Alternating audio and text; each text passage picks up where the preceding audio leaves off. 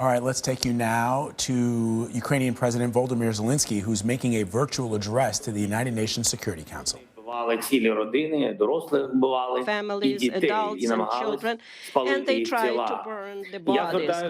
I am addressing you on behalf of the people who honor the memory of the deceased every single day, in the memory of the civilians who died, who were shot and killed in the back of their head after being tortured. Some of them were shot on the streets, others were thrown into the wells, so they died there in suffering. They were killed in their apartments, houses, blowing up grenades.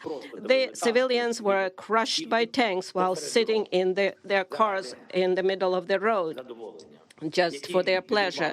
They cut off limbs, cut their throats, slashed their throats. Women were raped and killed in front of their children. Their tongues were pulled out only because the aggressor did not hear what they wanted to hear from them. So this is no different from other terrorists such as Daesh, who occupied some territories.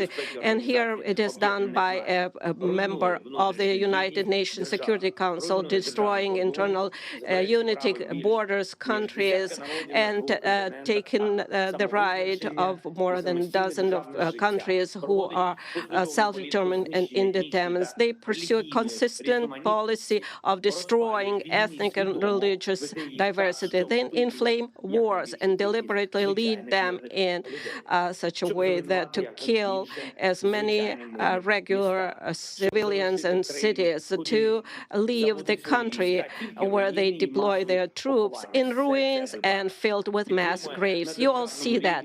And they support hatred at the level of the state and seek to export it to other countries through their system of propaganda and political corruption. They provoke a global food crisis that could lead to famine in Africa, Asia, and other countries, and will surely end in large-scale political chaos in many countries, destroying their domestic security. So where is the security that the Security Council needs to guarantee? It's not there, although there is a Security Council. So where is the peace? Where are those guarantees that the United Nations needs to guarantee? It is obvious that the key institution of the world, which must ensure the coercion of any aggressor to peace, simply cannot work effectively.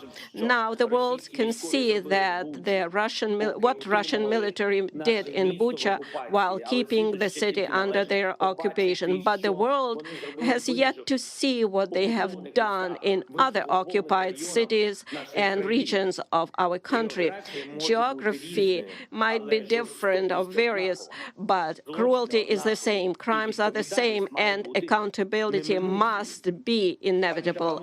Ladies and gentlemen, I would like to remind you of Article 1, Chapter 1 of the UN Charter. What is the purpose of our organization? Its purpose is to maintain peace and make sure that peace is adhered to. And now the UN Charter is violated literally, starting with the Article 1. And if so, what is the point of all other articles? Today, as a result of Russia's actions in our country, in Ukraine, the most terrible war crimes of all times we see since the end of World War II, and they are being committed. Russians troops are deliberately destroying Ukrainian cities to ashes with artillery and airstrike. They are deliberately blocking city, creating mass starvation. They deliberately shoot columns of civilians on the road trying to escape from the territory of hostilities. They even deliberately blow up shelters where civilians hide from airstrikes. They are deliberately creating conditions in the temporarily occupied territories so that as many civilians as possible are killed there. The massacre in our city of Bucha is only one, unfortunately, only one of many examples of what the occupiers have been doing on our land for the past 41 days. And there are many more cities, similar places where the world has yet to learn the full truth. Mariupol, Kharkiv, Chernobyl, Tyrka, Borodyanka, and dozens other Ukrainian communities. Each of them is similar to Bucha. I know, and you know perfectly well, what the representatives of Russia will say in response to the accusations of these crimes. They have said that many times. The most significant was after the shooting down of the Malaysian Boeing over Donbas by Russian forces with Russian weapons, or during the war in Syria. They will blame everyone just to justify their own actions. They will say that there are various versions, different versions, and it is impossible to establish which one of those versions is true. They will even say that the bodies were of those kills were allegedly thrown away, and all videos are staged. But it is 2022 now. We have conclusive evidence. So there are satellite images. We can conduct full and transparent investigation. That is what we are interested in. Maximum access for journalists, maximum cooperation with international institutions, involvement of the International Criminal Court, complete truth and full accountability. I'm sure that every member state of the UN should be interested in this. For what? In order to punish once and for all those who consider themselves privileged and believe that they can get away with anything. So show all the other potential war criminals in the world how they will be punished. If the biggest one is punished, then everyone is punished. Why did Ukraine come to Ukraine? I will tell you, because Russia's leadership feels like colonizers.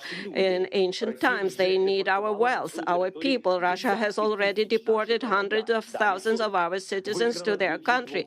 They abducted more than 2,000 children, just simply conducted those children and continue to do so. Russia wants to turn Ukraine into silent slaves.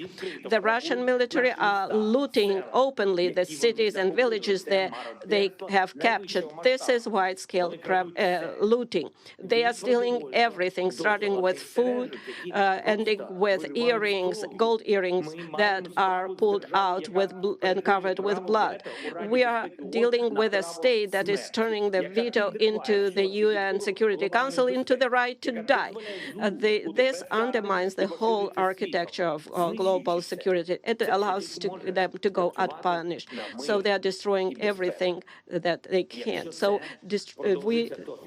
if this continues, the countries will rely only on the power of their own arms to ensure their security, and not on international law, not rely on international institutions.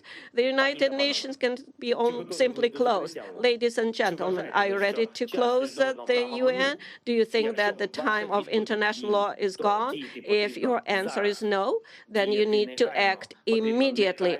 The UN Charter must be restored immediately. The UN system must be reformed immediately so that the veto is not the right to die, that there is a fair representation in the Security Council of all regions of the world. The aggressor must be brought to peace immediately. Determination is needed. The massacre from Syria to Somalia, from Afghanistan to Yemen and Libya, that should have been stopped a long time ago, to tell you the truth. If tyranny had at least once received such a response to the war it had waged, it would have ceased to exist, and honest peace had been guaranteed after it, and the world would have changed for sure.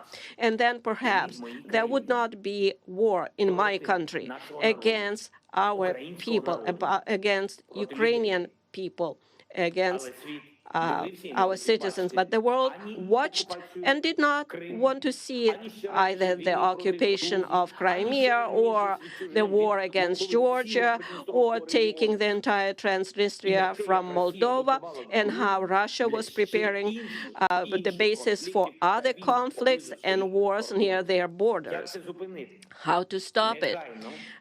Right away, the Russian military and those who gave them orders must be brought to justice immediately for war crimes in Ukraine. Anyone who has given criminal orders and carried out them by killing our people will be brought before the tribunal, which should be similar to the Nuremberg tribunals. I would like to remind Russian diplomats that a man like von Ribbentrop has not escaped punishment for crimes in World War II. I would also like to remind you that Adolf Eichmann also did not go unpunished. Nobody of them escaped the punishment. But the main thing is today it's time to transform the system, the United Nations. So therefore, I propose to convene a global conference, and we can do it here in peaceful Kyiv in order to determine how we are going to reform the world security system, how we will rely, how do we establish guarantee of recognition of borders and integrity of states and countries, how we will assert the rule of international law. It is now clear that the goals set in San Francisco in 1945 for the creation of a global security international organization have not been achieved, and it is impossible to achieve them without reforms. Therefore, we must do everything in our power to pass on to the next generation an effective UN with the ability to respond preventively to security challenges and thus guarantee peace, prevent aggression, and force aggressors to peace, have the determination and ability to punish if the principles of peace are violated. There can be no more exceptions or privileges. Everybody must be equal. All participants of international relations, regardless of economic strength, geographical area, and individual ambitions. The power of peace must become dominant, the power of justice and the security power, as humanity has always dreamed of it. Ukraine is ready to provide a platform for one of the main offices of the newly updated security system, as similar to the Geneva office that deals with human rights, and Nairobi office that deals with environmental protection, and in Kyiv we can have U24 office that can specialize in preventive measures to maintain peace. I would like to remind you of our peaceful mission in Afghanistan. When we, Ukrainians, evacuated from that country more than 1,000 people from at our own expense. It was a very difficult phase, and Ukraine came to their help. We took in people of different nationalities, ethnic groups, different faiths, Afghan citizens of European countries, U.S., Canada. We did not look who needed help. Was it one of our own or somebody else? We helped all of them. We saved everyone. If every time there was a need, everyone in the world would be confident that help would come, the world would be definitely safer. Therefore, Ukraine has the moral right to propose a reform of the world security system. We have proven that we helped others not only happy time, but in dark times too. And now we need decisions from the Security Council for peace in Ukraine. If you do not know how to make this decision, you can do two things: either remove Russia as an aggressor and a source of war, so it cannot block decisions about its own aggression, its own war, and then do everything that we can do to establish peace. Or the other option is, please show how we can reform or change, dissolve yourself, and work for peace. Or if there is no alternative and no option, then the next option would be dissolve yourself altogether. And I know that you can admit that if there is nothing that you can do besides conversation, we need peace. Ukraine needs peace, Europe needs peace, and the world needs peace.